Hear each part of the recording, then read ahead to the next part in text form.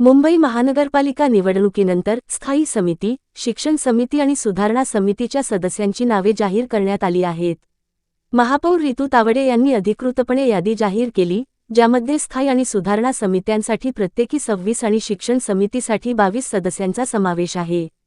या घोषणेमुळे राजकीय वर्तुळात खळबळ उडाली आहे. स्थायी समिती आणि सुधारणा समिती ही बीएमसीची सर्वात प्रभावशाली एकके मानली जातात, जिथे आर्थिक आणि विकासाचे निर्णय घेतले जातात.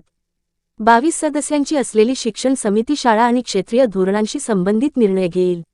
महापौरांनी नावे जाहीर केल्यानंतर लगेचच पक्षांतर्गत गतिमानतेबद्दल चर्चा सुरू झाली. बीएमसी समिती सदस्यांच्या नियुक्तीवर ठाकरे गट नाराज आहे. दरम्यान, समिती नियुक्त्यांवरून ठाकरे गटात शिवसेनेत फूट पडल्याचे वृत्त समोर आले आहे. काही वरिष्ठ सदस्यांनी स्थायी समितीत समावेश न केल्याबद्दल नाराजी व्यक्त केली आहे. त्यांनी सुधारणा समितीतून राजीनामा देण्याची धमकीही दिली आहे. यामुळे अंतर्गत असंतोष समोर आला आहे. शिवसेना ठाकरे गटातून श्रद्धा जाधव, ब्रह्मकांत रहाटे, लक्ष्मी भाटिया, दीप मलाबादे, मीनाक्षी पाटडकर, यशोधर फडसे, जगदीश ठेवलापील यांचा समावेश होता.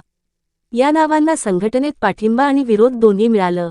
इतर पक्षांकडून स्थायी समितीत गणेश दत्ताराम खळदकर, प्रभाकर शिंदे, राखी यादव, मकरंद नार्वेकर, सुर झासी, शितो गंभीर, प्रकाश दरेकर, प्रीती शतम, तेजेंद्र सिंह तेजा आणि भाजपकडून हरीश बागडे यांचा समावेश आहे.